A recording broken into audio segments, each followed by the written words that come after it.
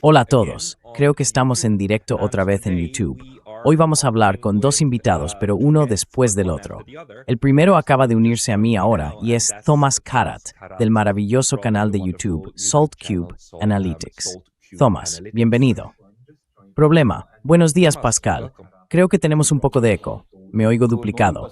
Sí, creo que el problema es que tengo mi propio canal abierto en segundo plano. Perdón por eso, a todos. Todavía estoy intentando averiguar cómo funciona la retransmisión en directo.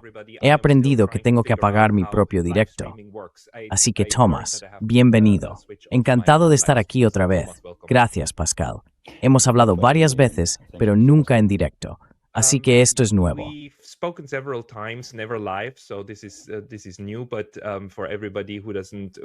Para todos los que no estén familiarizados con tu trabajo, tienes un excelente canal de YouTube y además eres escritor.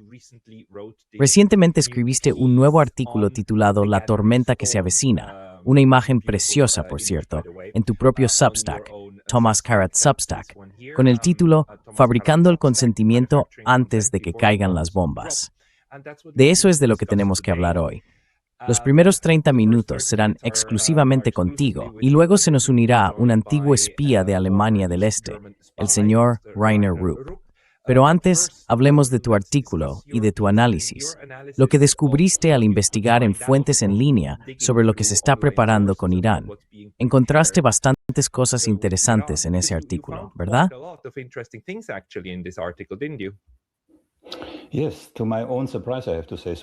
Sí, para mi propia sorpresa tengo que decirlo. También fue un experimento para mí. Utilicé una API, un agregador de noticias, y recopilé unos 230 o 240 artículos de creo 11 países diferentes. Luego empecé a analizarlos. En realidad, estaba intentando observar otra cosa, el encuadre lingüístico, que por supuesto también está incluido en el artículo. Pero más allá de eso, hubo algunos hallazgos interesantes, porque ocurrieron ciertas cosas en un periodo de tiempo muy reducido, entre el 27 y el 29 de enero, que apuntaban a un ataque casi inmediato contra Irán, que aún podría suceder. Así que la conclusión fue que en un plazo de 7 a 14 días, si no se desescalaba, Estados Unidos atacaría a Irán. Pero tengo una lista delante de mí. Sí, por favor.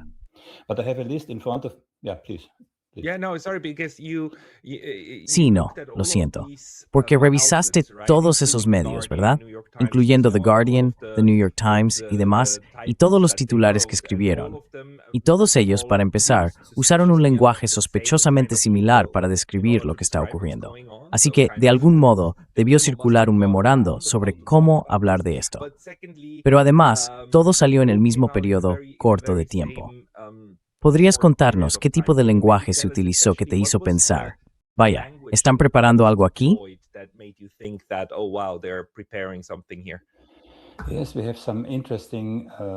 Sí, tenemos algunos enfoques interesantes en el sentido de... Voy a mirar quizá puedas encontrarlo. No, no lo tengo. Entonces, si los medios hablan de Irán, los medios occidentales, lo que encontramos son palabras como amenaza, advierte, se niega, tiene el dedo en el gatillo. Ya sabes, ese tipo de encuadre realmente agresivo. Y luego, cuando miras cómo se describe a Estados Unidos, que en realidad está construyendo una armada enorme, esa es de hecho una palabra estadounidense, armada, en la región. ¿Qué encontramos? Estados Unidos se prepara. Estados Unidos sopesa opciones. Estados Unidos responde. Desde una perspectiva lingüística, eso es un encuadre defensivo.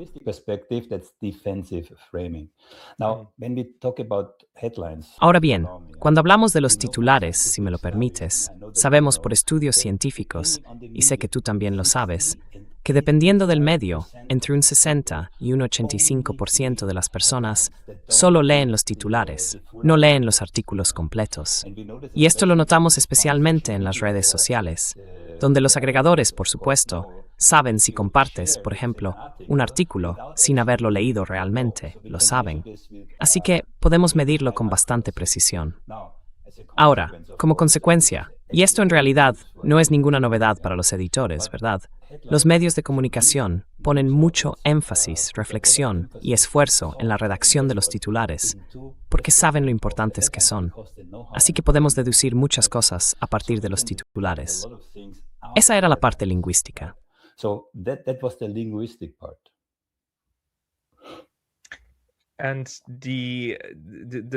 Y el encuadre es, por supuesto, interesante. Describirlo como una armada siempre me ha parecido algo bastante curioso. Por un lado, sí, una armada se refiere a muchos barcos. Por otro lado, me preguntaba, ya sabes, la armada es más famosa por haberse hundido frente a las costas británicas, ¿verdad? Fue la armada española la que se reunió allí y luego fue destruida por una tormenta, creo. Básicamente se hundió hasta el fondo del océano. Ahora bien, en el caso de Estados Unidos, eso probablemente sea solo un pensamiento ilusorio. Pero, ¿qué opinas de las conclusiones adicionales que obtuviste al analizar esos casi 200 artículos?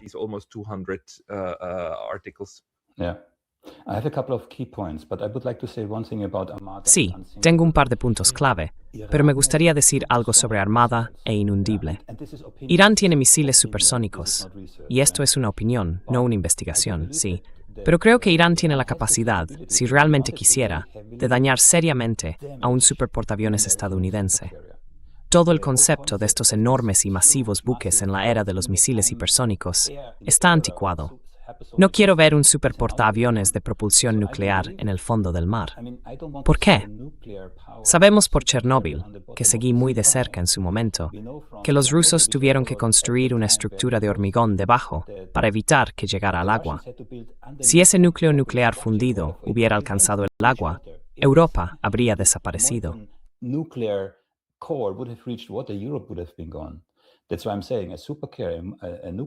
Por eso digo que un superportaaviones de propulsión nuclear, si se hundiera y quedara dañado en el fondo del mar, no sé si alguien sabe realmente qué ocurriría. Así que eso es sobre la Armada. Ahora, volviendo a tu pregunta, tengo un par de puntos clave aquí. En primer lugar, ocurrieron cosas muy interesantes en ese periodo de 48 horas, del 27 al 29. Tuvimos múltiples eventos sincronizados. El Abraham Lincoln, creo que ese es el superportaaviones que se desplegó, ¿verdad? El tiempo se acaba. Esta sensación de urgencia también es algo lingüístico. Si te fijas en los medios, ese el tiempo se acaba, última oportunidad, o en las relaciones públicas, con ofertas limitadas en el tiempo, ese tipo de cosas. Tengo una pregunta sobre eso.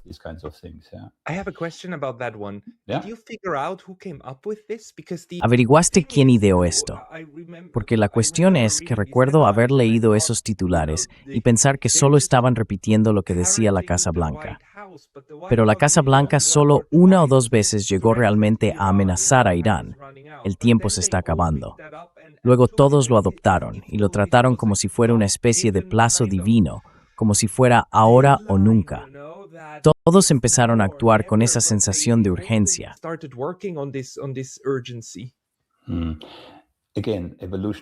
De nuevo, la psicología evolutiva. Esto dirige nuestra atención desde el tronco encefálico. Tenemos 3 cerebros, siempre lo digo. Uno es el tronco encefálico, luego tenemos el sistema límbico, las emociones y la parte racional. Hay que abordar la información en ese orden si se quieren crear ciertos patrones. Primero, el tronco encefálico, algo diferente, algo que dé miedo, por ejemplo. Luego, el nivel emocional. Y al final, lo último que se aborda es el neocórtex. Hay que hacerlo en ese orden. El tronco encefálico reacciona ante las urgencias. Ya sabes, eso es lo que atrae la atención, ¿verdad?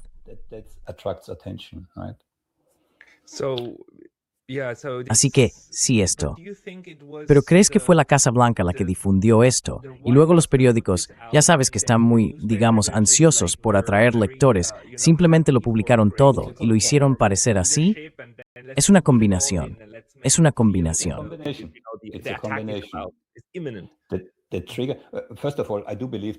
Es inminente. Ante todo, creo que hay una sincronía. También lo menciono en mi artículo.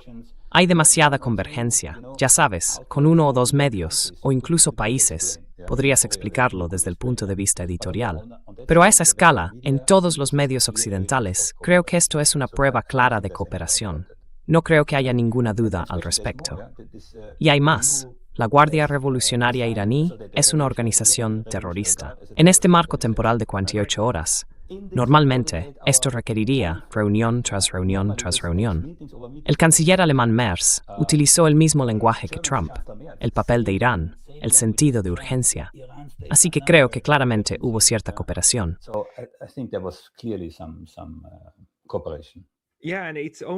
Sí, y solo han pasado un par de... No hace tanto desde que Estados Unidos designó... No, espera, ¿cuándo designó Estados Unidos al ejército iraní? No hace tanto tiempo. ¿Eh? Sí, no hace tanto tiempo. No hace tanto tiempo, ¿verdad? Solo hace un par de semanas, ¿no? Y luego los europeos siguieron, pero lo hicieron en ese periodo tan inquietante, del 27 al 29, ¿verdad? Antes del fin de semana, de hecho, ¿no?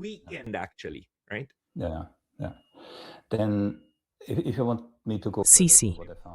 Entonces, si quieres que siga analizando lo que encontré aquí, lo siguiente es la multiplicación de justificaciones, ¿verdad? Y esto es interesante porque también lo hemos visto en Irak, ¿no?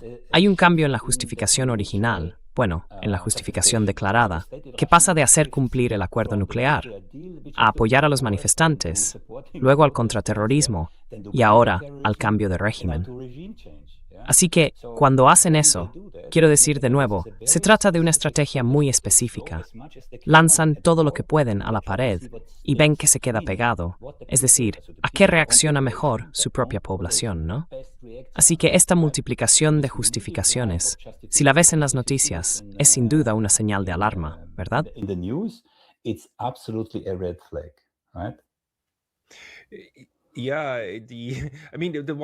Sí, quiero decir, lo que pasa es que, por supuesto, son los Estados Unidos los que están reforzando su marina frente a Irán.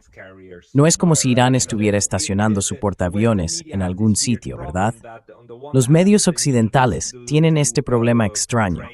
Por un lado, necesitan retratar y presentar a Irán como el malo y a Estados Unidos como el bueno, cuando en realidad lo que se está viendo es una violación del derecho internacional por parte de Estados Unidos. Porque no solo está prohibido un ataque según la Carta de la ONU, sino que incluso la amenaza del uso de la fuerza está prohibida. El ministro de Asuntos Exteriores de Irán, de hecho, durante el fin de semana en Twitter X, se quejaba de que Estados Unidos publica esos tweets diciendo que su ejército debería comportarse de manera más responsable, porque al parecer, la Marina iraní está demasiado cerca de la Marina estadounidense. Eso es irresponsable. Y él se queja y se burla de ello, porque merece ser ridiculizado. Pero eso deja a los medios europeos en una posición incómoda, ¿no?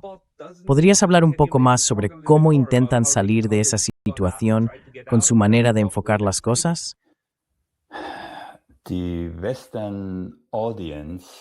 El público occidental, ya sabes, si hablas de esto, tienes que tener mucho cuidado, porque en el momento en que mencionas la palabra propaganda, te colocan inmediatamente en una determinada categoría. Porque el público occidental cree, de forma errónea o incorrecta, que la propaganda es algo que ocurre en lugares como Corea del Norte o Rusia. Pero nosotros, Occidente, el Occidente libre, nuestros medios hacen propaganda. Hay una absoluta falta de correspondencia, ¿verdad? Y por eso mismo, los medios occidentales pueden salirse con la suya en ciertas cosas, que incluso personas de la antigua Yugoslavia, por ejemplo, simplemente mirarían con una sonrisa, porque saben que es propaganda, ¿no?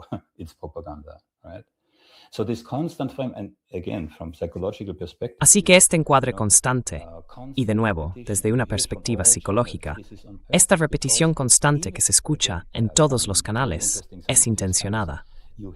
Porque una vez más, hay estudios científicos realmente interesantes que demuestran que, si escuchas un argumento una y otra vez, incluso sin ser consciente de ello, la probabilidad de que lo aceptes como verdadero aumenta con el tiempo, ¿sí? incluso si al principio estabas en contra o no lo creías. Es muy interesante. Todo esto ocurre a un nivel subconsciente, pero es muy eficaz. Los políticos lo saben, los asesores de imagen lo saben y las agencias de relaciones públicas lo saben. Si me permites, muy brevemente, entrevisté a la directora general de una empresa alemana de relaciones públicas hace 1 o 2 años, Hesa Lischka.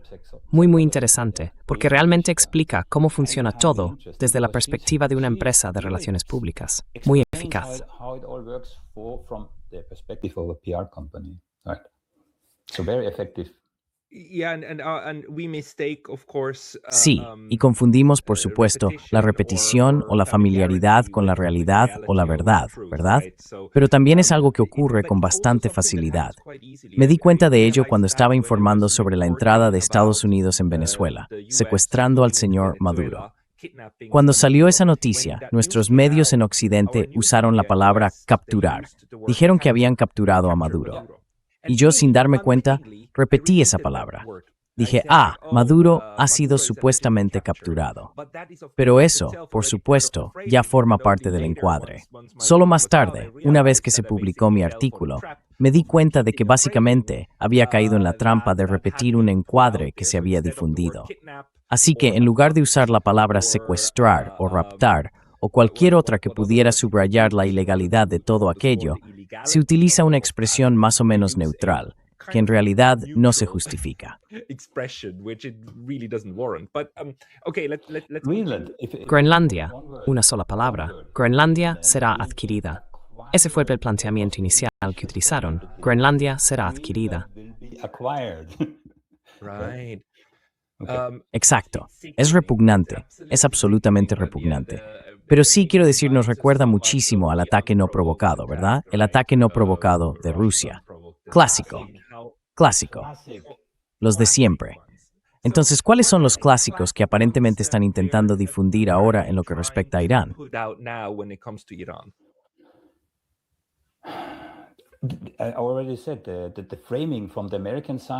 Ya he dicho que el encuadre desde el lado estadounidense es defensivo y el encuadre desde Irán es agresivo. Y esto va a continuar. Puedes cambiar las palabras, pero el encuadre general que se filtra en tu subconsciente es que Irán es el agresor, no Estados Unidos. Si hablamos de encuadres mediáticos selectivos, también es interesante lo que falta. En los artículos que encontré, la visión china, la visión rusa, la visión turca, la perspectiva de los estados árabes, todo eso está completamente ausente en los medios occidentales. Debo ser específico. Eso no significa que esos países no informen sobre la situación, pero en los medios occidentales no obtenemos sus puntos de vista en nuestra narrativa. Está completamente borrado. No sabemos, al público occidental no se le permite saber cómo los chinos, los rusos, los turcos o la mayoría de los estados árabes del Golfo ven lo que está ocurriendo en el Golfo Pérsico, ¿verdad?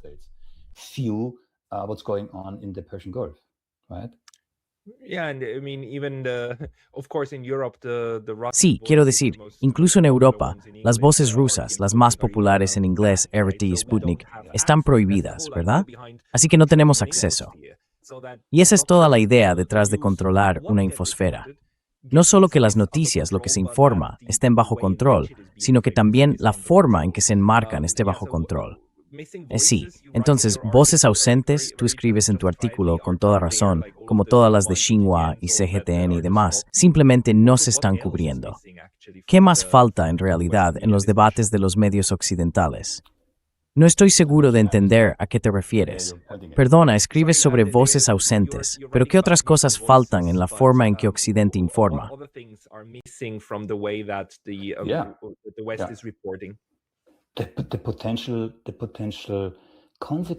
Las posibles consecuencias si Estados Unidos ataca a Irán.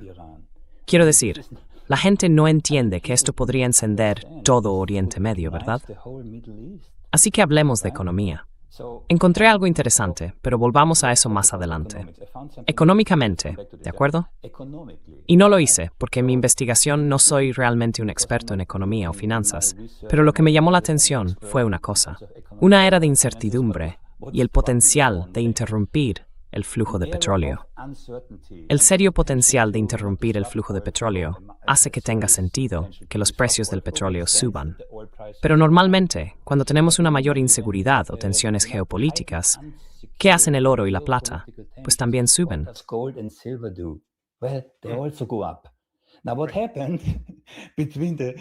Ahora bien, ¿qué pasó entre el 27, el 29 y el 30 de enero? El oro se desplomó un 37% y el petróleo un 12%. Aquí hay algo que no encaja. Lo comprobé yo mismo. En los Países Bajos, si quiero comprar oro o plata ahora, tengo que esperar entre 6 y 12 semanas. Y en cualquiera de las páginas web de esos distribuidores, se indica que, debido a la alta demanda, su tiempo de respuesta es mayor, ¿verdad? Así que hay una auténtica avalancha de compras de oro y plata físicos. Y aún así el precio, un 37% menos para la plata, un 12% para el oro, ha bajado. Algo no cuadra aquí. No sé quién está manipulando qué en segundo plano. Insisto, no soy un experto en la materia, pero fue un hallazgo sorprendente con el que ni siquiera contaba.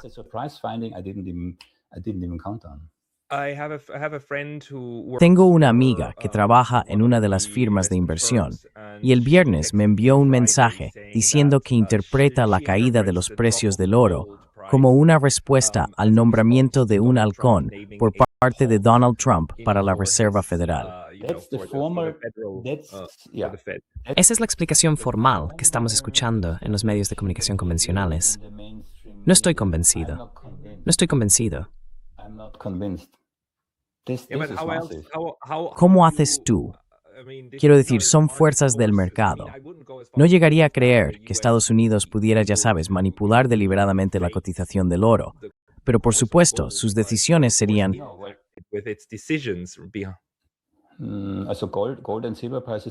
Así que los precios del oro y la plata, si te fijas, han estado suprimidos durante décadas. Quiero decir, esto es algo conocido. Y no me interesa tanto si están suprimidos o no. Me interesa el por qué, lo que hay detrás. Y una cosa, de nuevo, no soy un experto en esto, pero el sistema de moneda fiduciaria, la moneda fiduciaria, chicos, buscadlo, pende de un hilo. No de un cabello, de un nano hilo tan fino. ¿Cuánto es ahora? Unos 38 billones o algo así. Estados Unidos está endeudado. Necesitan gastar el 20% de su PIB solo para pagar los intereses. Así que algo va a pasar. Y también se ve ahora este impulso universal en Europa, pero también, sí, especialmente en Europa, para pasarse al euro digital, básicamente a las CBDC controladas por los bancos centrales, ¿verdad? Sí. Así que hay algo en el trasfondo. Algo está ocurriendo aquí. De nuevo, no soy un experto, pero esto era algo que no esperaba encontrar.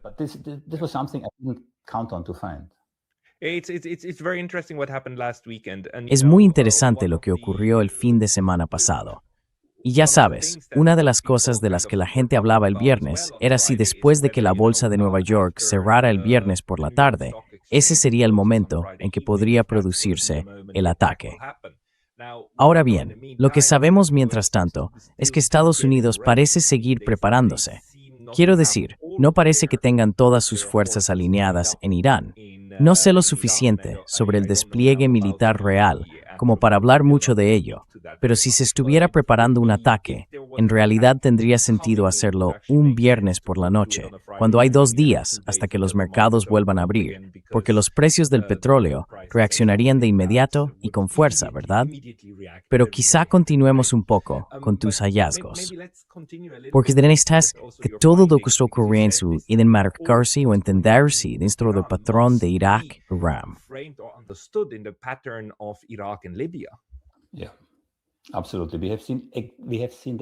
Sí, absolutamente. Ya hemos visto exactamente el mismo patrón antes. Todos esos puntos que mencioné, ya los hemos visto antes. Ahora, antes de que se me olvide, tengo otro documento aquí al lado. He preparado para tus espectadores una especie de guía práctica. Disculpas, es temprano para mí, ya estoy perdiendo la voz. He preparado un PDF, una guía práctica, para mostrar a tus espectadores cómo pueden aplicar este tipo de análisis por sí mismos. No es muy complejo, solo una página o página y media. Pero una vez que conoces este tipo de cosas, puedes aplicarlas a cualquier tema, a Ucrania, a China, a la política local, lo que sea, ¿verdad? Así que, sin importar el tema, puedes aplicar este tipo de técnicas. ¿Puedes darnos un par de ejemplos?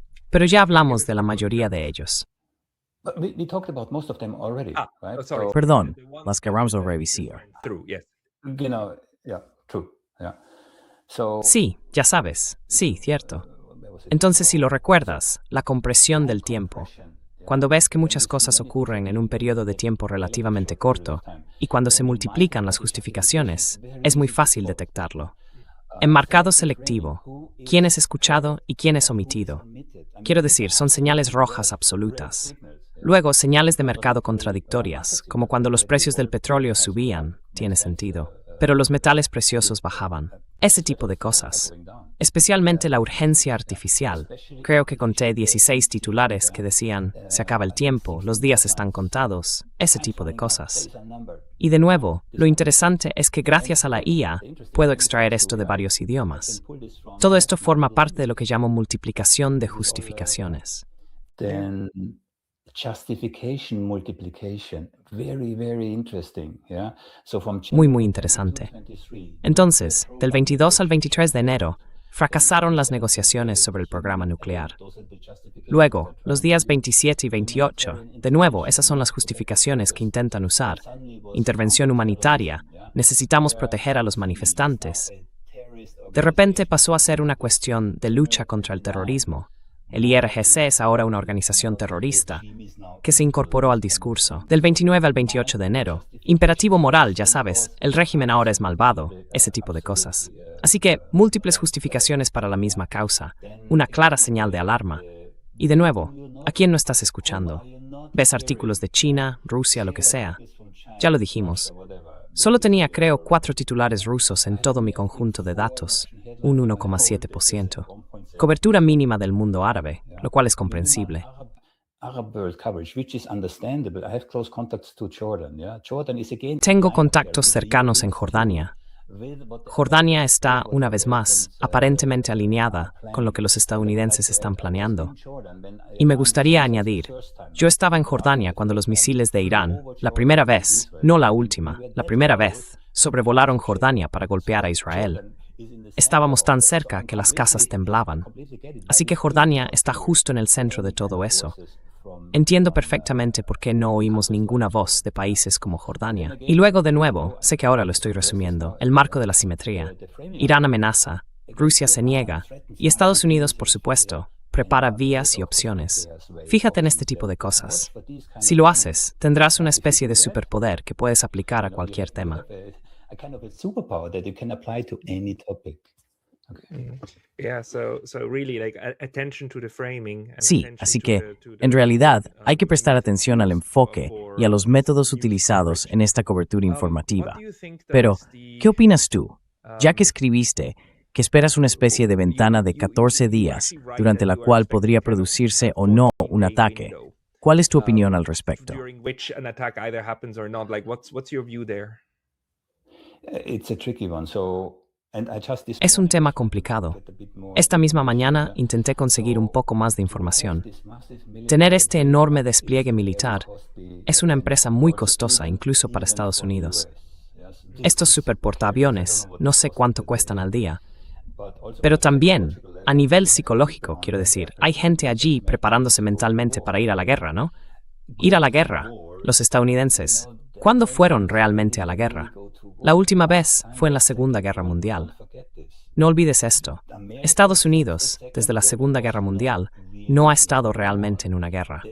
Este tipo de actos de agresión, como en Irak, por ejemplo, donde mataron al menos a 1 millón de iraquíes y dejaron morir de hambre al menos a 500,000 de niños iraquíes, sobre lo cual Madeleine Albright dijo en televisión que lo consideraba justificado. No son guerras. Esto es lanzar bombas. Esto es lo que hace Israel sobre Gaza. No hay nadie en el cielo que se les oponga. Vuelan con total supremacía y sueltan un par de bombas. Irán podría ser diferente, ¿verdad?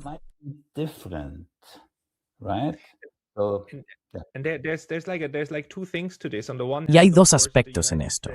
Por un lado, por supuesto, a Estados Unidos le encanta presentar sus acciones como pacíficas y en defensa de los valores globales. Por otro lado, también hay una justificación interna, Porque según la Constitución estadounidense, solo el Congreso tiene el poder de declarar la guerra, ¿verdad?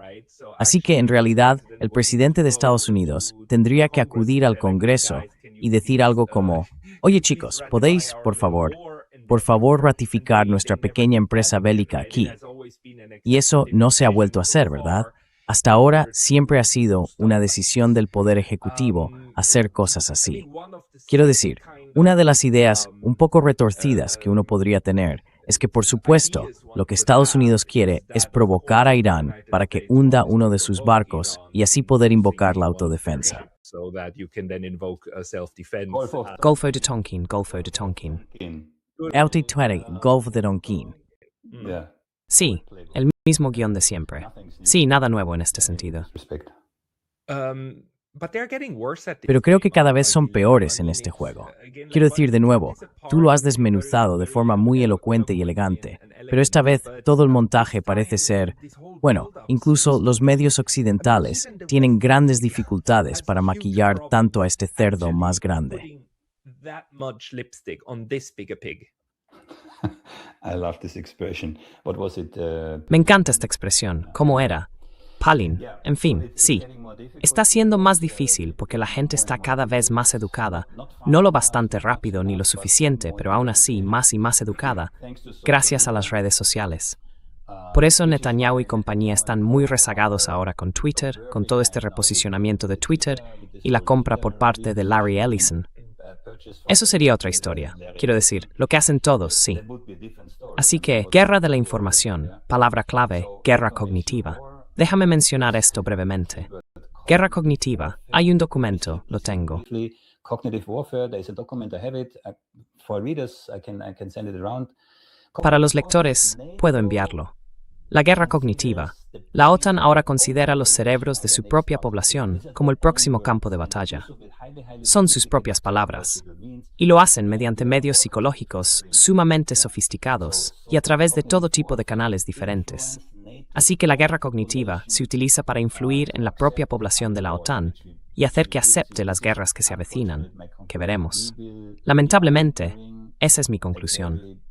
Estamos entrando en un periodo muy difícil, con mucha agitación y cambio. Sí, de eso estoy convencido. Sí. Something I'm convinced about. Esto es quizá. Tenemos mucha suerte, porque ahora mismo se nos une nuestro segundo invitado de hoy, nuestro colega alemán. Lo añadiré al escenario ahora, Rainer Rupp, que vuelve a acompañarnos desde Alemania. Muy brevemente, Rainer trabajó para la OTAN en los años 70, desde 1977 hasta el colapso del bloque del Este. De hecho, incluso un poco más, enviaba información a Alemania del Este. Así que fue un espía en activo, y más tarde pasó 7 años en prisión por espionaje. Rainer, bienvenido a nuestra transmisión directa. Welcome to our live stream. Encantado de estar aquí. Hola. And Rainer, the other guest here is Thomas Karat. El otro invitado aquí es Thomas Karat.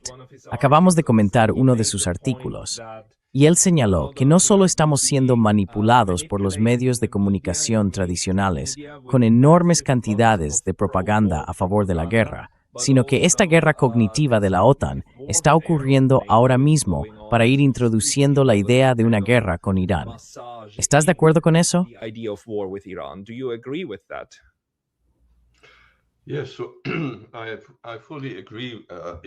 Sí, estoy totalmente de acuerdo con eso, pero no es nada nuevo en el caso de la OTAN.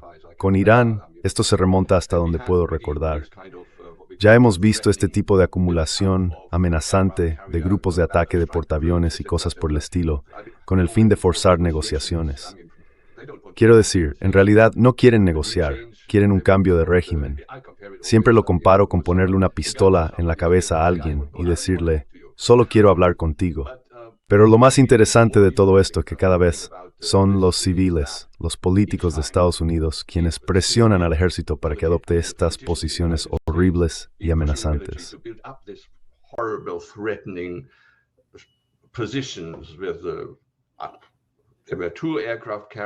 Había 2 grupos de combate de portaaviones, y en las naciones circundantes estaban concentrando fuerzas enviando bombarderos y aviones para aumentar su capacidad de atacar Irak. Eso fue en 2007.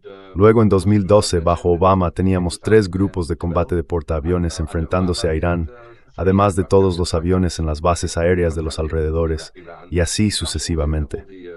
Cada vez, el ejército estadounidense decía, no, eso es suficiente.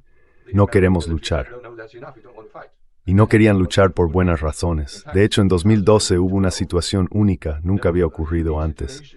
Estaban las 4, quiero decir, en Estados Unidos hay 4, ahora no me sale la palabra en inglés, Waffengattung, es decir, ramas de las Fuerzas Armadas.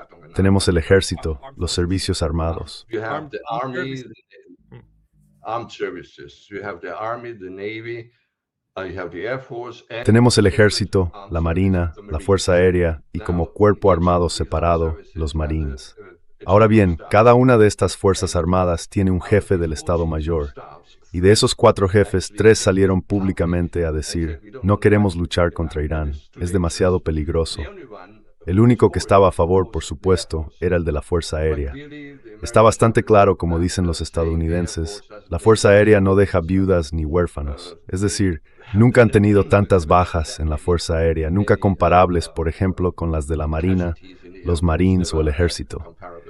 Así que se suben al avión, lanzan unas cuantas bombas y están de vuelta a las 4 con un gin tonic en el comedor de oficiales. Esa es la actitud de los valientes pilotos estadounidenses.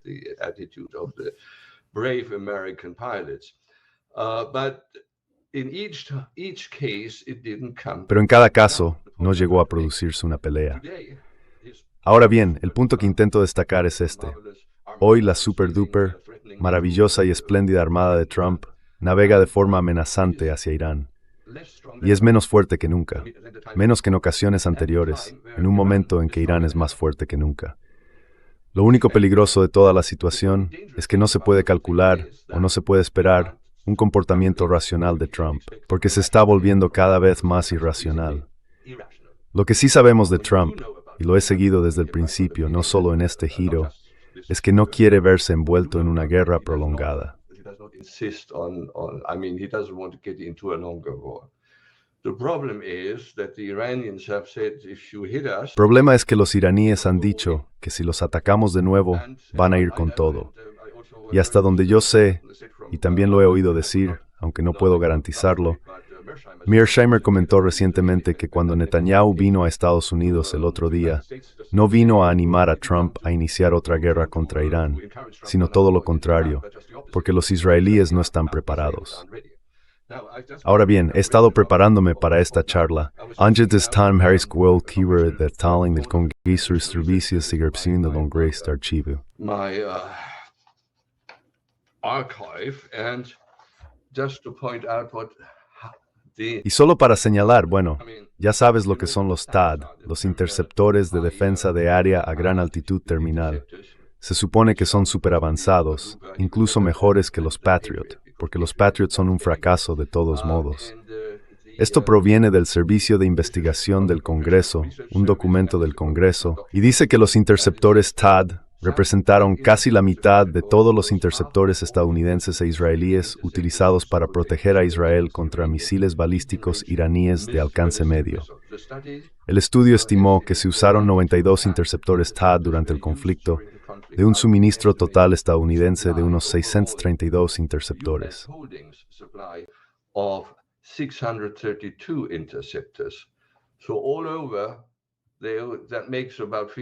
Así que en conjunto, eso supone aproximadamente un 15% de ellos, utilizados contra interceptores israelíes.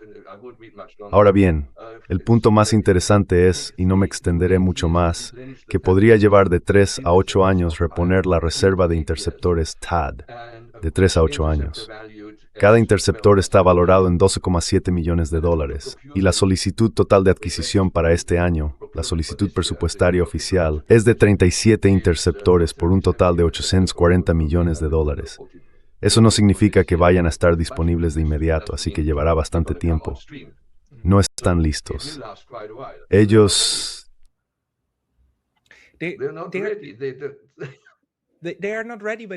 No están preparados. Pero entonces, Thomas, quizá puedas intervenir aquí. Quiero decir, si combinas eso con lo que dijo Thomas, el argumento de que el bombardeo mediático es implacable y crea esa sensación de urgencia, ¿qué nos dice eso, Thomas? What does that tell us, Thomas? It's a good question. I fully agree. I also heard Es una buena pregunta. Estoy totalmente de acuerdo. También escuché a Mishama decir que Netanyahu en realidad le rogó a Trump que no atacara ahora mismo. Por otro lado, el despliegue que estamos viendo aquí es enorme. No pueden mantener esto durante mucho tiempo. Así que, si Trump es consciente de lo que Reiner acaba de decir, entonces podría apuntar a, digamos, una diplomacia de poder, si podemos llamarla así, acumulando presión para lograr un determinado objetivo. No lo sé. I don't know. Reiner, what are you making out of it? Reiner, ¿qué opinas de esto? Si no están preparados, y si te resulta evidente que no lo están, ¿cuál es entonces la estrategia? Quiero decir, es un poco absurdo presentarse con una fuerza menor que la que usaron antes, cuando tampoco atacaron entonces. Sufren del llamado síndrome de Venezuela, creyendo que con tener suficientes recursos pueden de algún modo hacer valer su postura e imponer sus exigencias.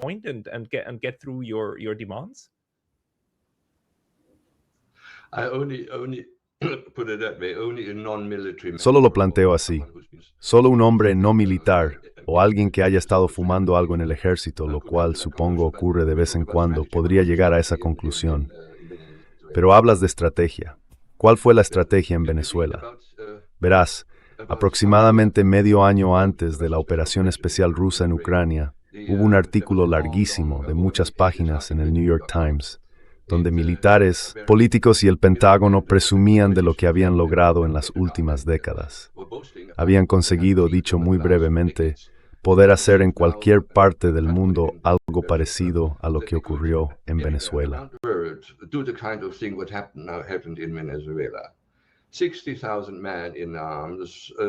60,000 hombres armados, la mitad de ellos fuerzas especiales, entrenadas para tipos muy específicos de operaciones bajo el Pentágono y la otra mitad bajo el mando de la CIA. Operarían juntos, coordinándose según la misión, capaces de ir a cualquier parte del mundo y salir en un plazo de 24 horas, para secuestrar a alguien, eliminar a alguien o lo que fuera. Eso era lo que pensaban que sería el futuro de la guerra. Llevaban preparándose para todo eso desde el final de la Guerra Fría, y desde 2007, desde que se rieron de Putin, el hazme reír, creo que fue en Múnich.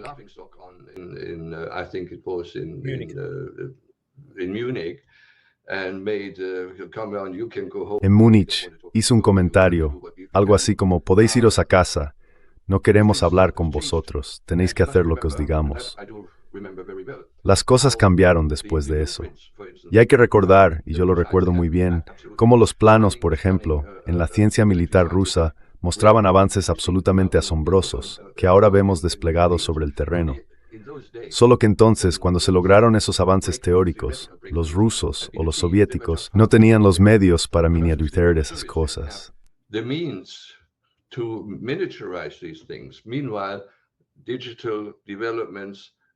Mientras tanto, los avances digitales permiten la miniaturización de estos sistemas, y ahora se aplican en la guerra electrónica, en todo tipo de cosas, misiles hipersónicos, por ejemplo, o un misil submarino que viaja dentro de una burbuja de gas o plasma. Por cierto, los iraníes también tienen eso. El nombre en clave de la OTAN lo denominaba asesino de portaaviones, diseñado para desplazarse bajo el agua dentro de esa capa de plasma. Los únicos países que han conseguido hacerlo son los soviéticos, ahora los rusos y los iraníes. ¿Por qué los iraníes? Porque cuando el complejo militar industrial soviético colapsó, gran parte de la experiencia y la tecnología se dispersó por las antiguas repúblicas soviéticas, incluidas las de Asia Central.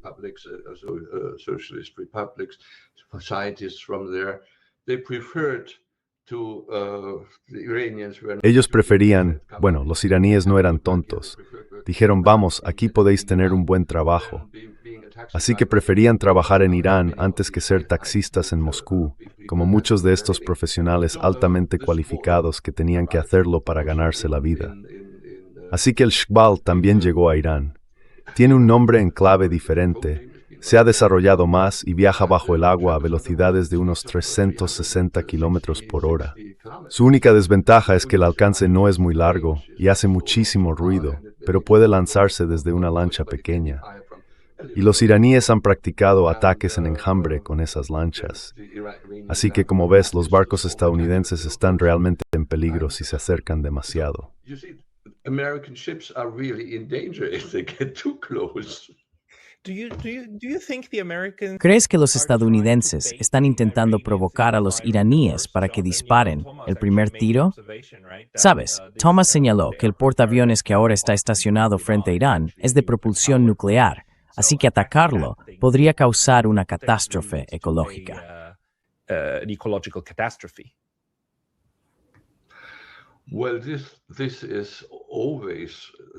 Bueno, esto siempre ha sido, quiero decir, el modus operandi de los estadounidenses. Provocar a alguien tanto que el otro lado dispare el primer tiro. Quiero decir, esto es lo que pasó en Pearl Harbor. Si eso no surgió de la nada, como dicen los estadounidenses. No, los estadounidenses intentaron estrangular a los japoneses. No estoy defendiendo a los fascistas o imperialistas japoneses de la época, hicieron cosas horribles en China y en la región. Pero los estadounidenses intentaron estrangularlos, cortar el suministro de petróleo a Japón y demás. ¿Y qué hicieron? Usaron la marina para bloquear el acceso de Japón a esos suministros. ¿Y qué hicieron los japoneses? Pensaron que podían eliminar la amenaza destruyendo la flota del Pacífico en Hawái, cosa que no hicieron muy bien.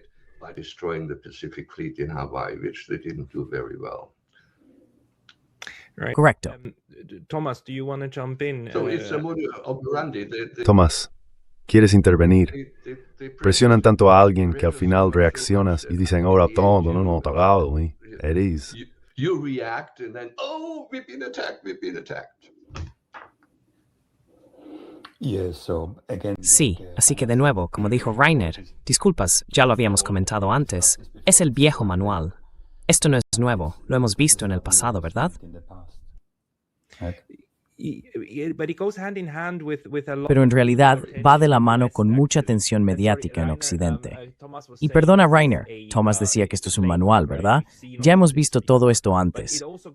Pero también va de la mano con muchas señales públicas. Estuve en Vancouver hace apenas una semana para una conferencia y hubo una protesta relativamente grande, 5 o 6 mil personas, fácilmente.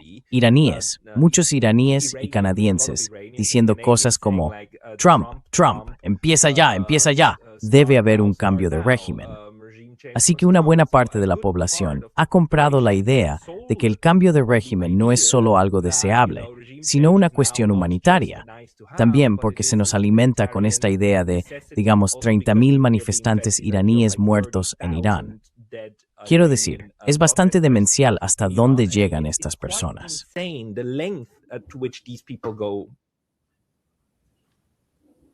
¿Quieres que responda yo o Reiner?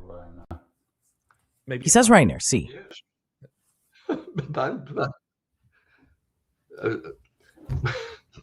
Look here, Mira, cuando dicen eso, bueno, yo también tengo contactos en Irán y me han entrevistado bastantes veces en la IRIB. Ahora bien, esos son funcionarios, pero también tengo algunos contactos privados a través de amigos aquí que tienen familiares allí. No son partidarios del régimen de los mulás, pero son iraníes, patriotas iraníes, y llamaron a casa. Escuché reacciones similares de otras personas. Ahora, todo esto es anecdótico, en cierto modo, pero ¿qué más obtenemos del otro lado? Quiero decir, estaba bastante claro. ¿Quién fue incluso?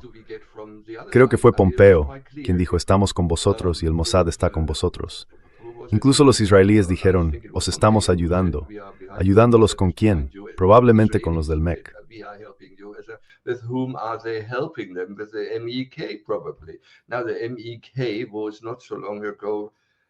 Ahora bien, el MEC estuvo, no hace tanto, bueno, hace unos pocos años, en cualquier caso, en la lista estadounidense de organizaciones terroristas. Pero cuando los estadounidenses pueden utilizar a los terroristas, de repente se convierten en luchadores por la libertad, moderados, como vimos en Siria. En Siria, los terroristas de Al-Qaeda básicamente dirigen el gobierno con apoyo estadounidense. Así que lo que ocurrió en Irán no fue un levantamiento popular. Y la idea de tener tropas sobre el terreno en lo que respecta al MEC y otros, he visto los videos, de hecho, se esconden detrás o disparan desde entre la multitud atacando servicios de seguridad. Eso fue un Maidán repetido en Irán. Exactly.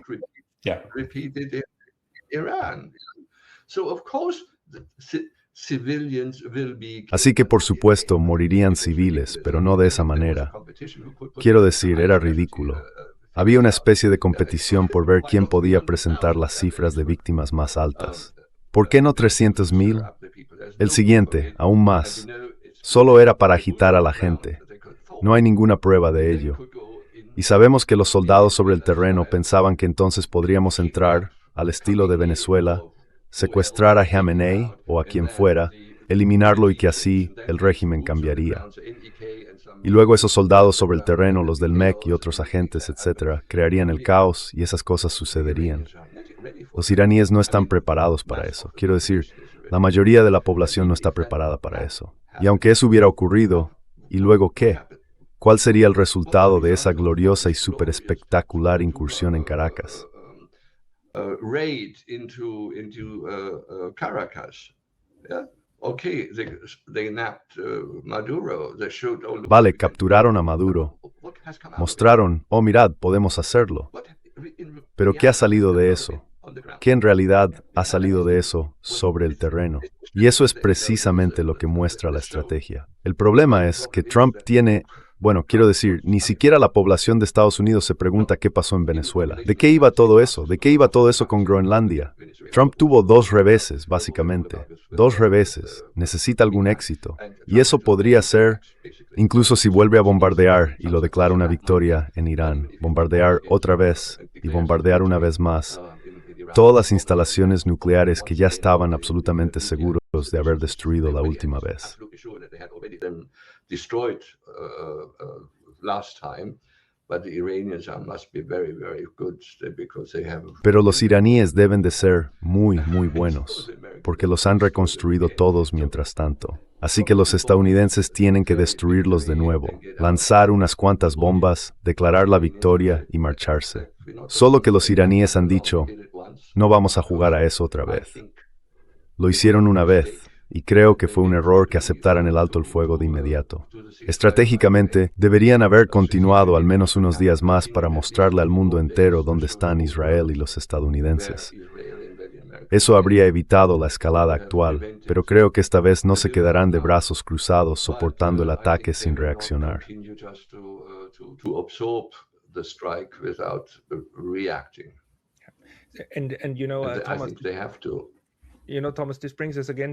Creo que tienen que hacerlo. Sabes, Thomas, esto nos lleva de nuevo a la idea de la guerra cognitiva. Por supuesto, todo el asalto mediático que vimos y que expusiste tan bien en la primera parte es en realidad solo una parte del ataque, parte de todo lo que Estados Unidos utiliza para lograr un cambio de régimen. Está dirigido a la población iraní, al gobierno iraní, a los gobiernos europeos y a las opiniones públicas europeas. Es un ataque bélico total, moderno, del tipo de 2026, contra otro bando, aunque por ahora sin misiles volando. Short of the missiles flying so far. And it's becoming increasingly more sophisticated. Y se está volviendo cada vez más sofisticado debido a las redes sociales. Todos tenemos huellas digitales y ellos conocen nuestros perfiles psicológicos mejor de lo que los conocemos nosotros mismos. Incluso saben los ciclos por los que pasamos, de modo que pueden dirigirse a nosotros con una precisión milimétrica.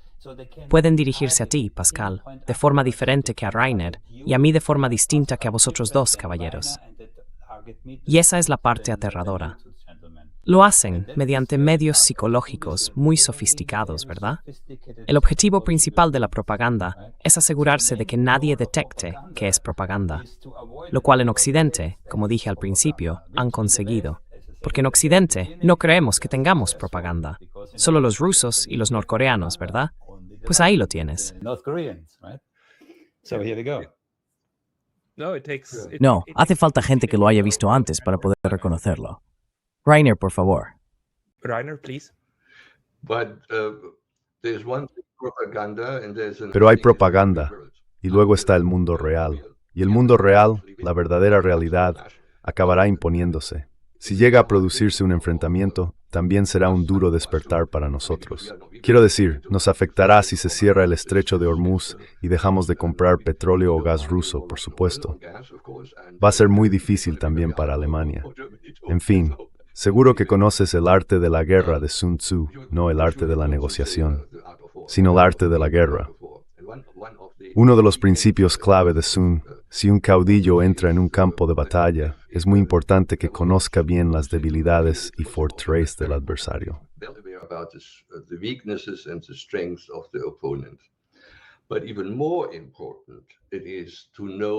Pero aún más importante es conocer tus propias debilidades y tus propias fortalezas. Ahora bien, en este sentido, ya sea Ucrania o ahora Irán, Occidente o Estados Unidos ha fracasado en ambos aspectos. Siguen viviendo con miedo, con esa idea de que seguimos siendo la superpotencia, seguimos teniendo el ejército más poderoso y reluciente del mundo, todavía podemos hacer lo que queramos. Sí, todavía pueden hacer lo que quieran en su propio hemisferio. Pero, por razones puramente logísticas, los rusos y los chinos son muy rea guerra al otro lado del mundo contra un oponente tan poderoso.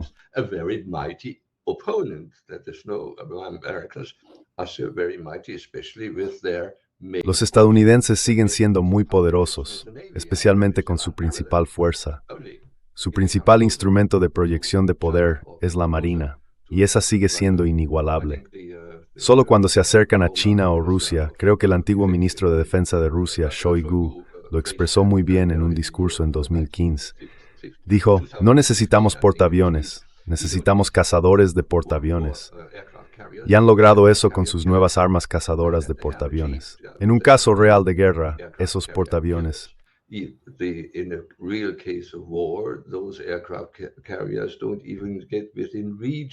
Si los portaaviones estadounidenses se dirigieran hacia la frontera rusa, creo que probablemente ni siquiera llegarían a cruzar el Atlántico por la mitad. Lo mismo ocurre con China. Y en realidad se puede ver la confirmación de esto, porque si se observa la previsión presupuestaria, la lista de deseos a 5 años del Pentágono, no se ve ningún nuevo portaaviones. En su lugar, hay más barcos pequeños, preferiblemente automatizados, drones más grandes, drones navales, porque se dan cuenta de lo que va a pasar con los grandes buques. Son patos sentados en la era moderna.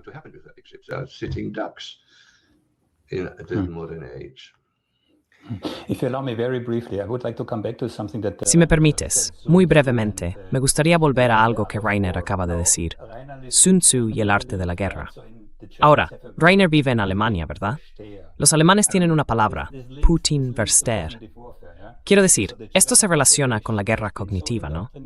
La población alemana ha sido tan adoctrinada que creen que alguien que entiende a Putin, un Putin versteher, es un idiota, un traidor o lo que sea. Pero la regla más básica en la guerra es que tienes que entender a tu oponente. Include, se ven pegatinas en los coches, o de ese tipo. Es una locura.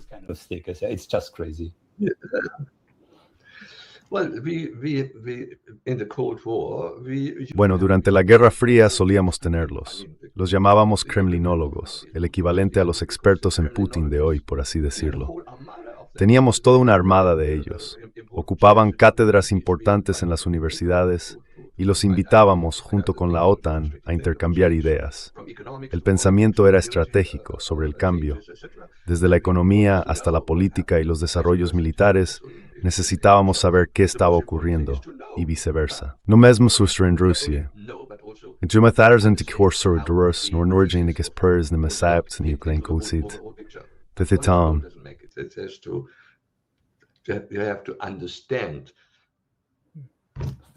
Sí, los mecanismos a través de los cuales se están tomando las decisiones.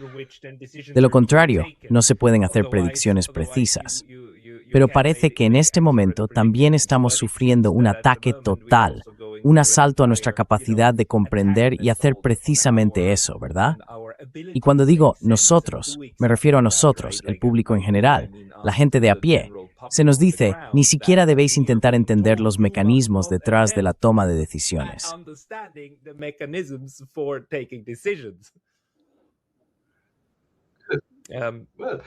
Deja que la IA tome la decisión por ti. Deja que la inteligencia artificial deje por ti. Eso es mucho la gente en una persona normal.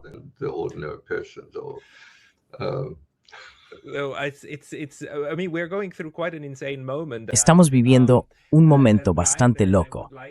Rainer, me gustaría que te quedaras un poco más para que podamos hacer un segmento más. Pero Thomas, muchísimas gracias por dedicarnos toda una hora de tu tiempo. Para quienes quieran conocer tu trabajo, deberían visitar tu canal de YouTube. Eso es totalmente...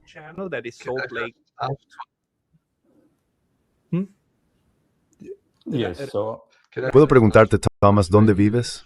¿Dónde vives, Thomas? Where do you live, Thomas?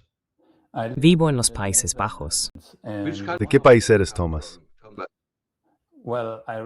Bueno, preferiría mantener eso fuera de línea. Pero Rainer, una pregunta rápida. Me encantaría tenerte en mi propio programa, si te interesa. ¿De acuerdo? ¿Estás seguro? Okay. So I believe you. De acuerdo, te creo. Sí, ahora creo al caballero. Solo un último comentario.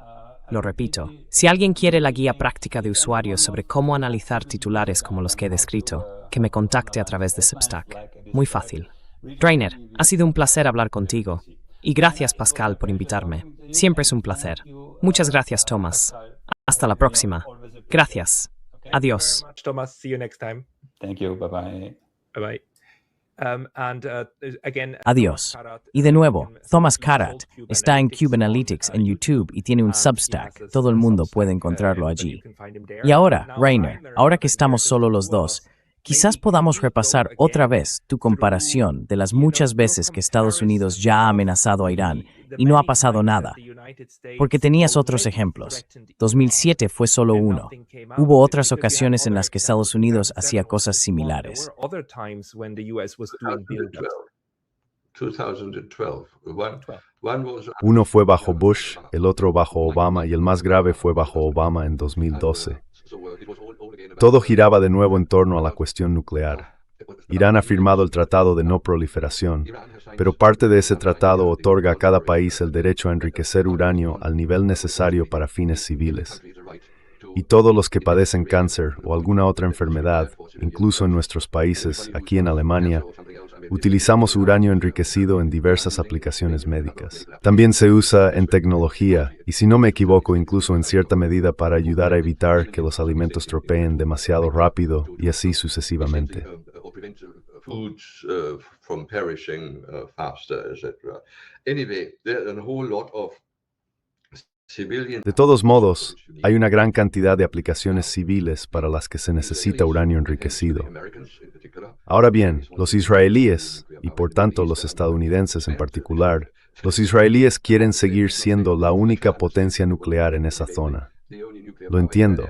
Quieren poder seguir siendo la única potencia nuclear allí, lo que les da una influencia política muy especial, digamos. Les otorga mucha influencia política en esa región. Ahora quieren poner un punto final a Irán, para que Irán no enriquezca uranio en absoluto. Porque dicen que una vez que se empieza, no se puede realmente hasta dónde llegan, dónde se detienen. Bien. Por lo tanto, para controlar eso, tenemos To control that, we have the international OEA, Organización de Energía Atómica. Agency, and they had free. y tenían libre acceso en Irán. No solo libre acceso, por supuesto, se les permitió colocar cámaras en todas partes. No solo cámaras fijas, sino cámaras de video que transmitían en directo todo el tiempo, controladas y conectadas a través de Internet. ¿Cuánto tiempo llevamos con Internet? ¿20 años o más? ¿25 años o más? No, yo ya lo tenía en mi oficina en 1993. A través de Internet estaban conectados, de modo que podían supervisar todos los movimientos en las zonas críticas, subterráneas, por supuesto, las partes esenciales de las instalaciones de enriquecimiento. Ahora bien, para eso se necesita un tipo determinado de centrífuga, y así sucesivamente. De modo que incluso la compra de centrífugas muy especiales podía ser controlada y así sucesivamente. Could be controlled and etc. etc. So it was, and the International Atomic Energy. Así que fue el Organismo Internacional de Energía Atómica el que una y otra vez emitió declaraciones diciendo que todo estaba bien, que no había ningún problema, que Irán no estaba haciendo nada en contra de lo que había prometido o firmado.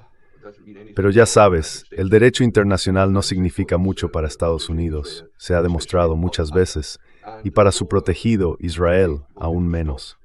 Así que querían impedir que Irán continuara con el proceso de enriquecimiento. Hubo propuestas para que Irán realizara ese trabajo en otros países y luego importara el material ya listo para su uso. Pero los iraníes dijeron, no, hemos estado sometidos a sanciones y restricciones a la exportación demasiadas veces. Queremos tener nuestra propia capacidad y autonomía. Así que como resultado,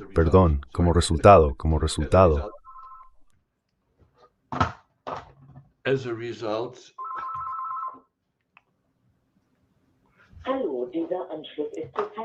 Eso es lo que pasa cuando haces una retransmisión en directo y empieza a sonar el teléfono. Gente, todavía nos estamos acostumbrando a hacer retransmisiones en directo aquí en Neutrality Studies. Pero Rainer, sí, como resultado, Yeah, as a result. Como resultado, intentaron presionar a Irán por la fuerza, colocando un grupo de combate con 3 portaaviones frente a la frontera iraní, básicamente apuntándoles con una pistola. Además, ya bajo el mandato de Obama, se añadió una exigencia adicional, que los iraníes dejaran de desarrollar misiles de medio alcance que pudieran alcanzar Israel. Y los iraníes respondieron, de ninguna manera.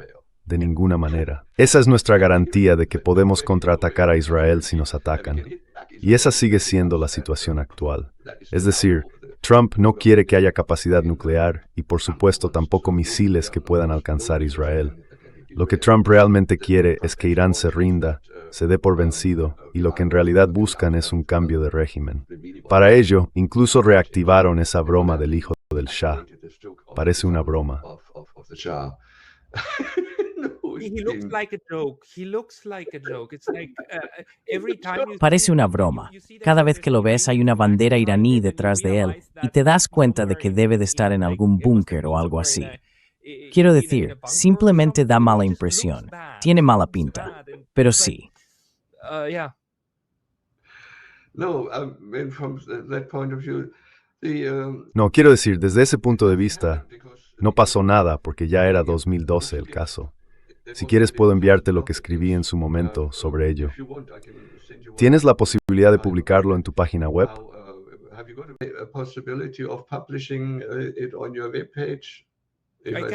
Puedo. Si me lo envías puedo difundirlo, sí.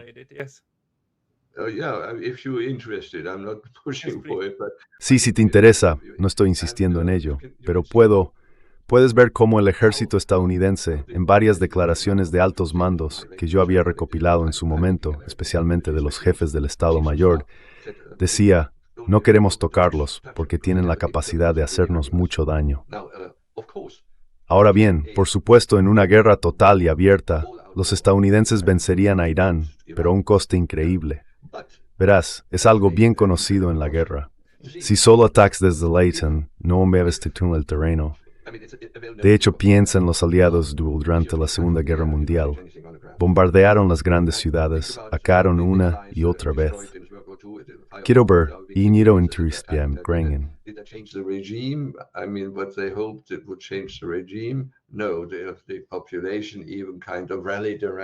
No, la población incluso se unió, aunque sin saberlo, en torno al régimen. Lo mismo ocurrió en Irak u otros lugares donde bombardearon, o en Corea del Norte, bombardearon zonas civiles, Hanoi, etc. Llevó eso a que la población dijera, no, tenemos que deshacernos de nuestros líderes y hacer una revolución, y cosas así. No fue así. Nunca ocurrió. Una y otra vez. Pero aún así siguen haciéndolo. Así que si lo hicieran, sin embargo, con una larga campaña de bombardeos, ningún estadounidense en Oriente Medio estaría ya a salvo. Exacto, e Israel tampoco. No necesariamente por los misiles iraníes, eso no basta. Porque en 2012, en el primer mes, Unos 25.000 iraníes se registraron en una oficina especial como suicidas para ser enviados por distintas partes. Ahora piénsalo. ¿Cuántas minorías chiíes hay en Oriente Medio? How many Shiite minorities are in the Middle East? Yeah, even in Saudi Arabia, you have a substantial Shiite minority. Incluso en Arabia Saudí hay una minoría chií considerable, así que ocurre en todo Oriente Medio. Ese es solo un aspecto particular. Si te acercas, tienes el estrecho de Hormuz. Si observas la geografía, es como Noruega, con fiordos muy profundos, no tan altos, pero con fiordos y cuevas profundas. Y desde ellos se pueden lanzar misiles. Desde allí de repente pueden salir pequeños barcos, un enjambre de pequeñas embarcaciones. Uno de ellos podría disparar un Shkval, uno de esos llamados misiles submarinos. Aunque hace mucho ruido, viaja a 350 o 360 kilómetros por hora. Es muy rápido y alcanza su objetivo con gran rapidez. El estrecho de Hormuz parece amplio, relativamente ancho, pero en realidad es un estrecho muy angosto. Solo tiene alrededor de 1,5 kilómetros de anchura en los lugares donde es lo bastante profundo para que pasen los barcos grandes.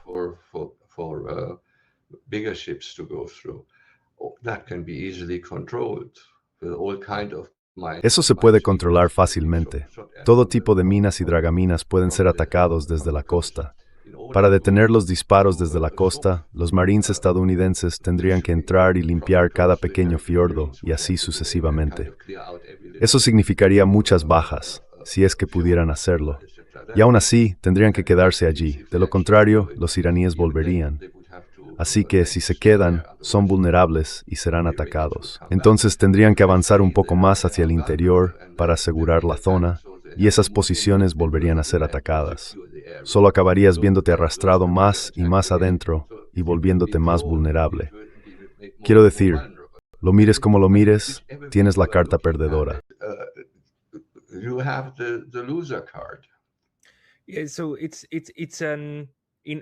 Así que se trata de tener tropas sobre el terreno, o de una guerra de proximidad, lo cual sería un escenario de pesadilla para Estados Unidos. Para el ejército. Y ya sabemos que son conscientes de ello. Por ejemplo, ordenaron al personal no esencial de su base en Qatar que se marchara de inmediato. Aunque, por supuesto, eso también podría formar parte de la guerra cognitiva, manipular la idea de que un ataque es inminente. Y ya sabes, todavía es posible que Estados Unidos crea, o al menos que Trump y su séquito crean, que si logran matar al ayatolá,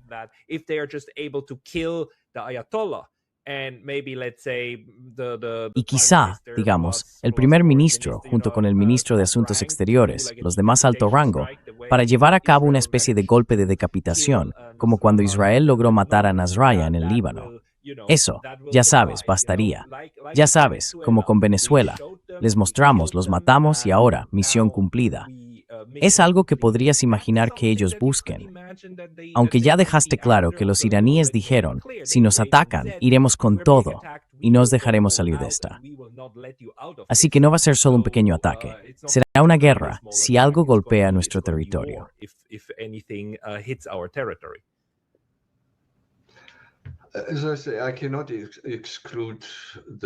Como digo, no puedo excluir la locura, quiero decir, la de Estados Unidos, la de los políticos estadounidenses.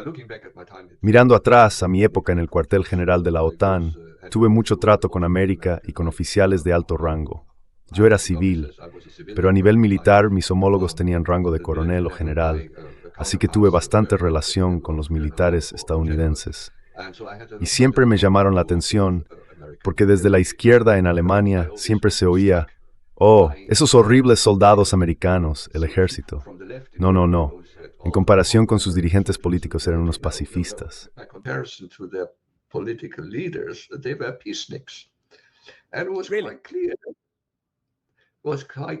Y estaba muy claro, bastante claro que conocían la guerra.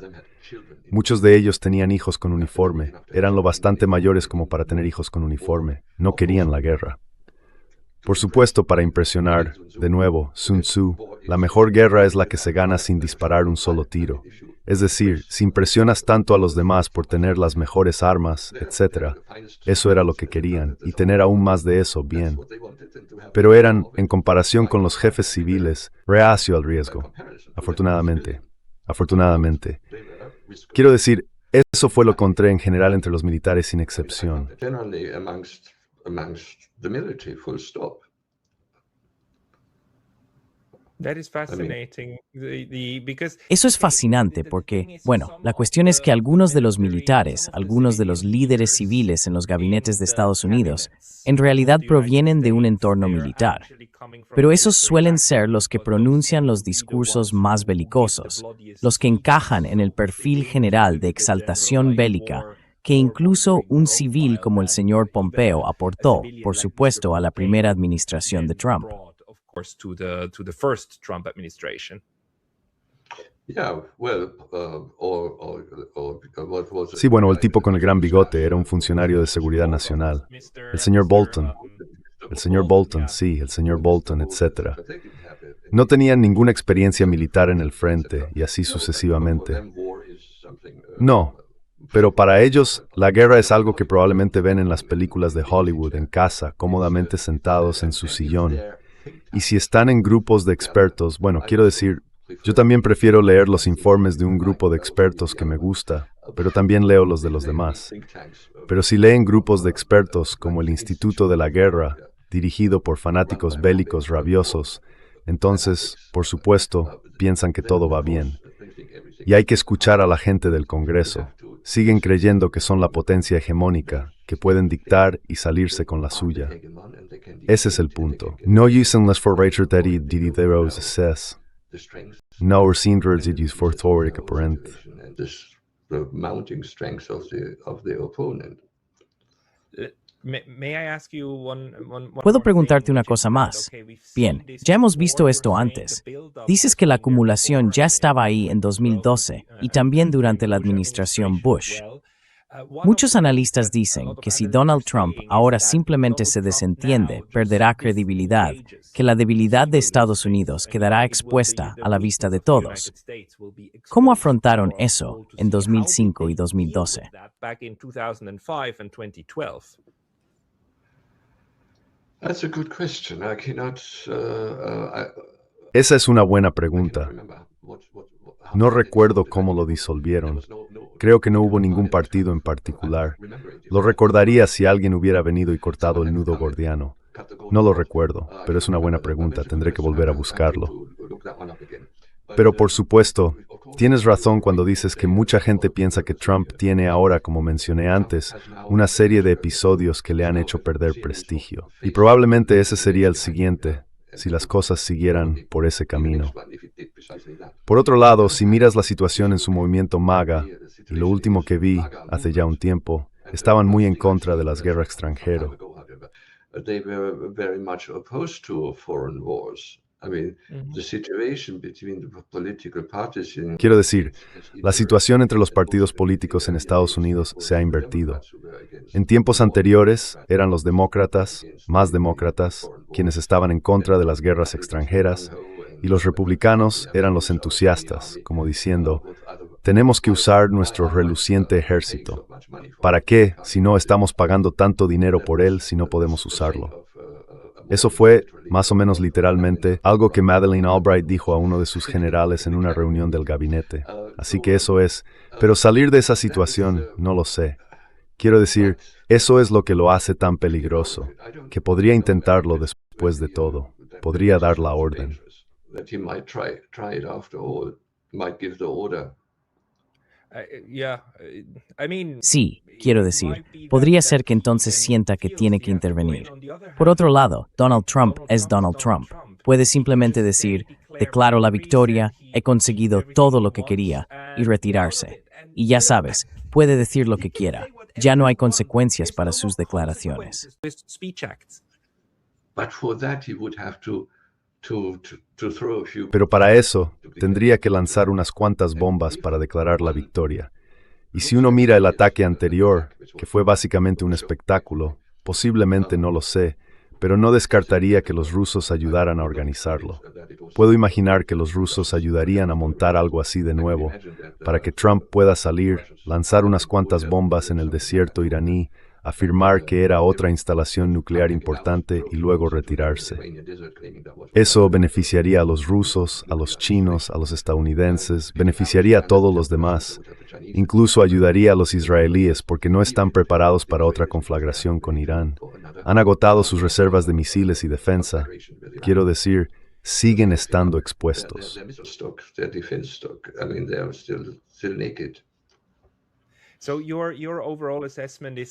Así que, en tu evaluación general sobre el terreno, el interés de todas estas partes debería ser salir de esta situación, aunque a nivel político en Estados Unidos no lo sepamos, pero a nivel militar deben ser conscientes de que salir de esta situación es en realidad lo que más les conviene. Quizá una pregunta más, porque me rondaba por la cabeza. Si los iraníes atacan esta armada, esta flota naval, supongamos que ocurre lo impensable y consiguen hundir el portaaviones. Aparte del desastre ecológico, ¿no sería eso para que Estados Unidos empezara a usar misiles balísticos intercontinentales como lanzar directamente desde el territorio estadounidense contra los iraníes? ¿Es eso concebible, según tu evaluación?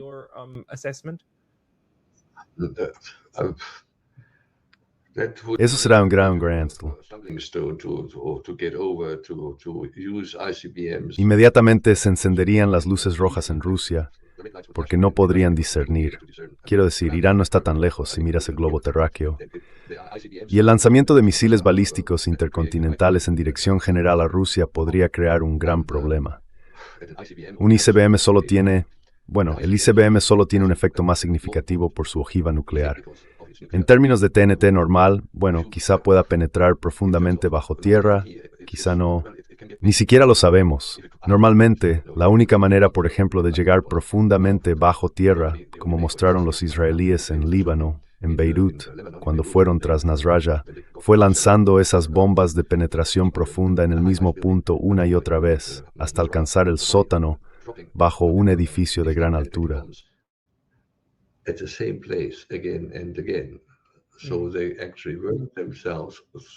Así que en realidad trabajaron abriéndose paso entre los escombros a través del cráter, golpeando el mismo punto una y otra vez.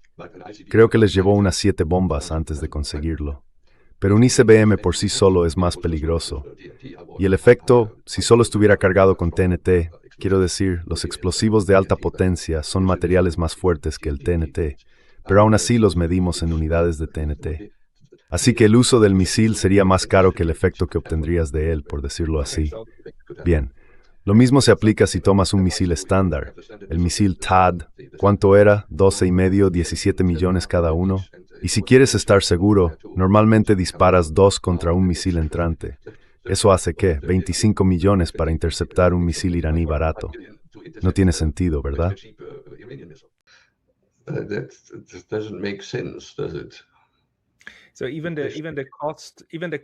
Así que ni siquiera el factor del coste encaja o tiene sentido para que Estados Unidos realmente vaya a la guerra con Irán. Quiero decir, todo está en contra de esa situación, en contra de esa opción. Aunque ves alguna manera en la que Estados Unidos, si pudiera fingir que fue Irán quien disparó el primer tiro, que fue un ataque no provocado, pudiera activar el artículo 5 de la OTAN y decir, ahora enviadnos todos los barcos que tengáis, y así tener a toda la OTAN contra Irán.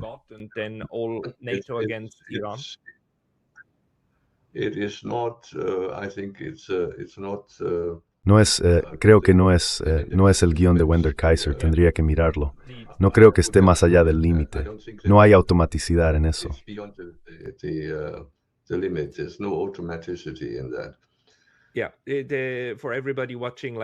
Sí, para todos los que están viendo, el tratado de la OTAN tiene una cláusula que dice que el territorio de la OTAN se limita a Europa y por encima de cierta latitud, no por debajo de ella. E Irán probablemente esté por debajo de esa latitud. Así que en cierto modo, incluso para involucrar a los europeos, habría que recurrir a una propaganda masiva, muy masiva. Por lo tanto, es poco probable que Estados Unidos político el conflicto lateralmente hacia otros miembros de la OTAN.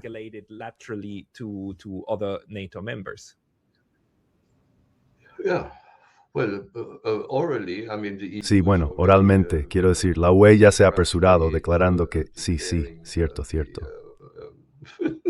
Yeah, true. Son They are satélites, solo They're satélites a estas satellites. alturas. They do whatever the boss says.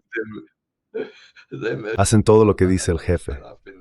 Me reí cuando los iraníes respondieron a su vez y declararon a los ejércitos europeos como una organización terrorista. Así que sí, no, pero yo no. Aparte de eso, el artículo 5 tiene un cierto aspecto automático, pero no incluye obligaciones militares explícitas. Ningún país está comprometido por el artículo 5 a ayudar en términos militares. El artículo 5 solicita asistencia dentro de las capacidades y posibilidades de cada país, y puede bastar con una nota diplomática de protesta para cumplir con el requisito del artículo 5, que se suele presentar como todos marchamos al unísono con las armas listas, pero no funciona así.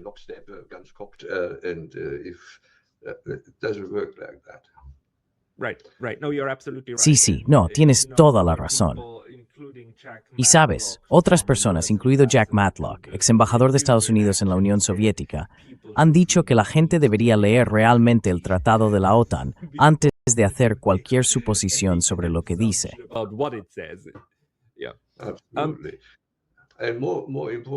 Y más importante aún, originalmente, cuando se creó la OTAN, los franceses, los británicos y las antiguas potencias coloniales estaban interesados en ampliar la OTAN, el artículo 5 en particular, para que fuera obligatorio prestar asistencia militar más allá de esa línea de latitud. Y por muy buenas razones, los estadounidenses dijeron, no, porque en aquella época los europeos aún libraban guerras coloniales. Es el mismo tipo de razonamiento que tiene ahora Zelensky.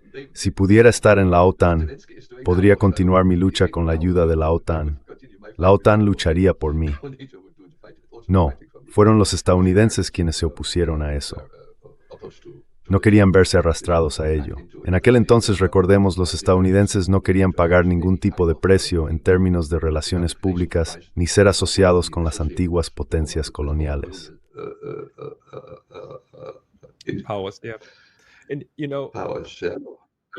Sabes, Reiner, la historia tiene esa extraña manera de crear ironías muy curiosas.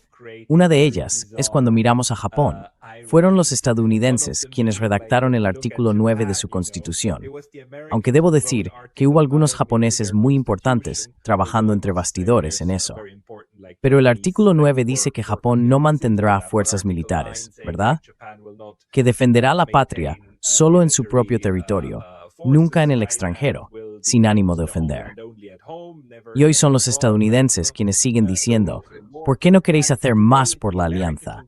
Deberíais hacer más. Y de hecho, un primer ministro inteligente antes del actual que una vez dijo, ¿sabéis qué, estadounidenses? Tenéis razón.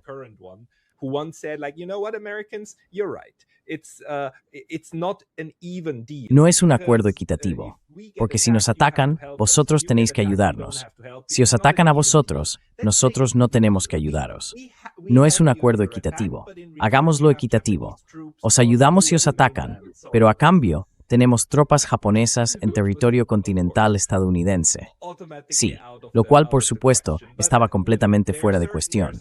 Pero ya sabes, hay ciertos políticos que tienen un poco más de libertad para hablar que otros, porque los europeos están completamente sometidos, por desgracia. Pero Reiner, tu análisis aquí realmente ayudó a poner las cosas en perspectiva. Para la gente que quiera leer más de ti, ¿dónde deberían ir?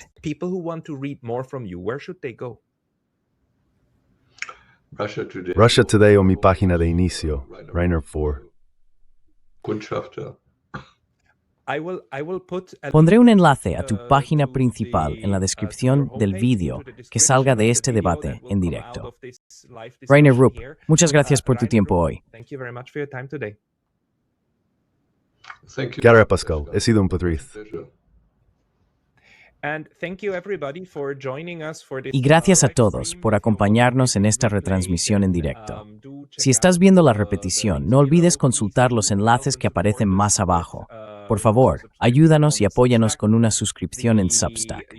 Sabes que YouTube me prohibió recientemente, y las suscripciones en Substack nos ayudan mucho para poder tener vuestras direcciones de correo electrónico y mantener el contacto. Es pascalotaz.substack.com. Solo tienes que escribir Pascal Lotaz o Neutrality Studies Substack en Google y lo encontrarás. O simplemente escanea este código de aquí y también lo encontrarás así. Muchas gracias por tu atención, gracias por tu apoyo y hasta la próxima. Thank you very much for your support and see you next time.